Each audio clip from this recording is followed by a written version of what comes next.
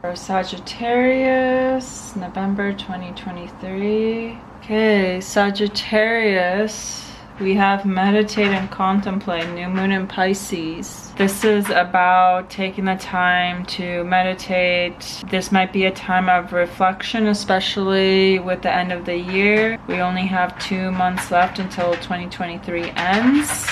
So this can be a time of reflecting, connecting to your inner higher self. Meditation is also a great way to clear out our conscious and connect to our subconscious and just get to that state where we're kind of in that void state and we kind of just clear out all the junk we absorb throughout the day. There are parts of yourself that are fragmented. This can refer to if you're an individual that has had a lot of trauma.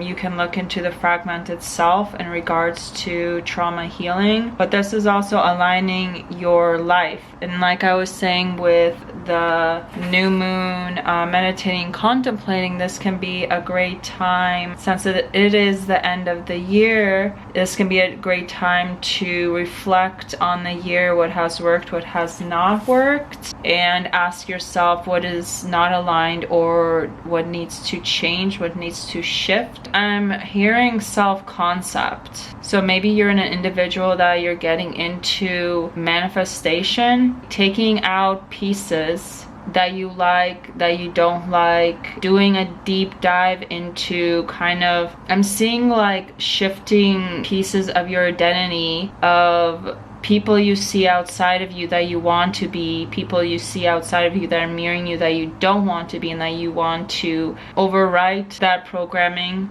in your identity that may come from parental, that may come from childhood, and kind of rewriting that. And I don't like rewriting a computer program, that's essentially what it is, but just like I'm seeing like shifting and little fragments of things you like and making it your own. Some of you might be awakening to a new life. The general message with this card is energetic upgrades, a new way of being, integration. So this definitely goes with this, where you're integrating new parts of yourself, you're overriding old parts of yourself that no longer align with your life. New moon is about bringing in new things, and Pisces is in the spirit realm. Pisces is in the dream realm. So you can look into astral projection, dream work. Pisces is very psychic. Pisces is very much in the, while Scorpio is the underworld, Pisces is the dream world. I also see Pisces as like the inner child. So very much about the new moon bringing forth, becoming more of our aligned, coming back to who we were supposed to be as children. And then how we get unaligned out of that is that we are exposed to fragments that parentals or grandparents or generations put on us as children, because as children we're clean slates. And so oftentimes as children we come into this world as already our authentic self, already our highest self, and then we come into this world, and depending on the experiences that we need to experience in order to evolve, the people that push us or trigger us or mirror us, we, through the experiences that we have, then we sometimes are swayed away from our alignment if the people in our life, if the parental figures aren't awakened. You're realizing, you're waking up to your own life. Like it's that state of exorcism, because I'm looking at the body. So this can be like something inside, not that you're like overpowered by a demon of some kind and that you need an exorcism. That's not what I'm saying, but like how the body is formed. It's often depicted in movies and horror movies when they're showing religion and exorcism to kind of like terrify us. It often shows the body in this way and something coming. So it's like a lifting, an elevation, and it's kind of like an exorcism, which often is, exorcisms is an awakening within us. So something inside you is being triggered from something outside you to shift. And things, parts of your identity are kind of like, I'm seeing like a clock where inception, where things are starting, time isn't congruent. And so maybe there's like a quantum leap through dream work, and that through that you get an awakening, and you're able, through a clean slate, which can be also done through meditation, you can shift your identity, shift your life,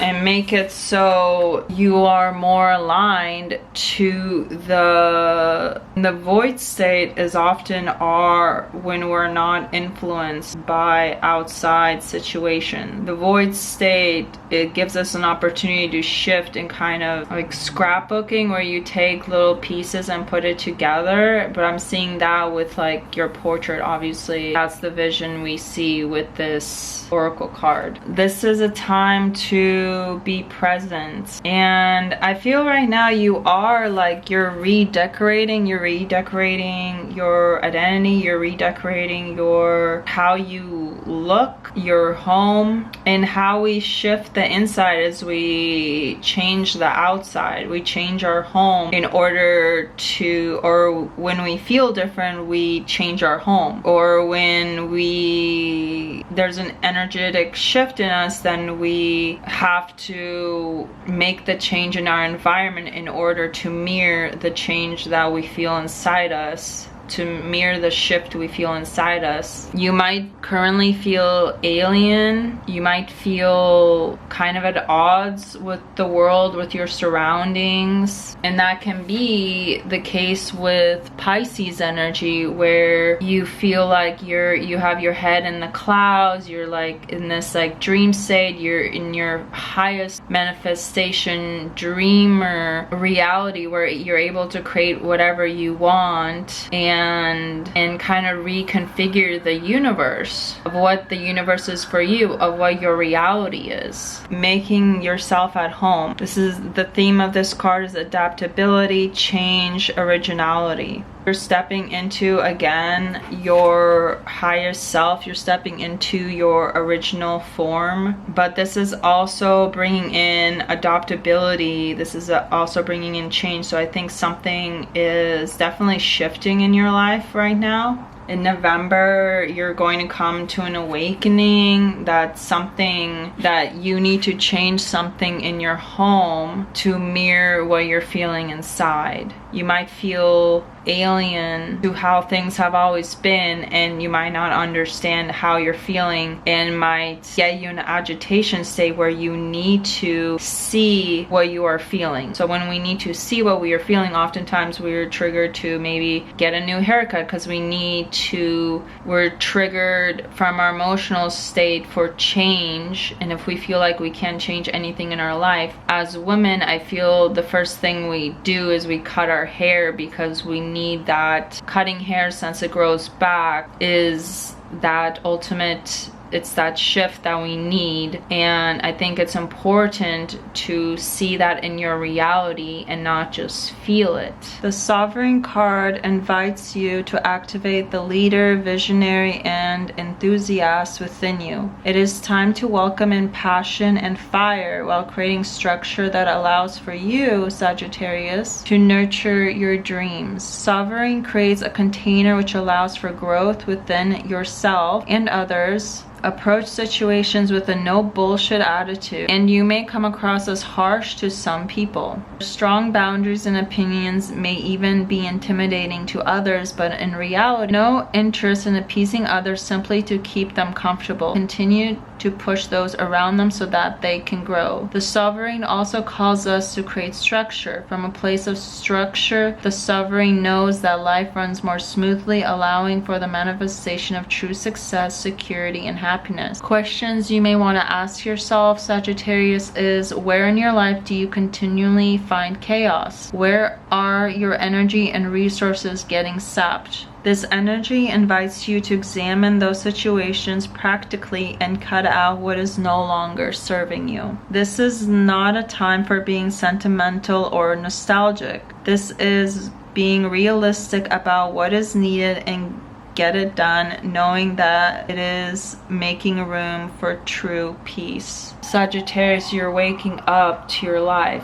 It's like you've been going along with the life that someone else has been writing you, and it's like then suddenly one day you just wake up and you're looking around and you don't feel it is your life, and it is that awakening that makes that shift for you to start repainting your walls. All we have is now, so it's about being present to your containment, to the container that you exhibit in. We got the Wheel of Fortune. Something is shifting inside you. This also almost gives me death or hermit energy, but the energies are shifting, the karmic cycle is shifting, the wheel is being turned. Whatever situation you're in, it's going to be turned. Your luck is going to change. When people say, oh, how the tables have turned, I'm getting with the Wheel of Fortune, oh, how the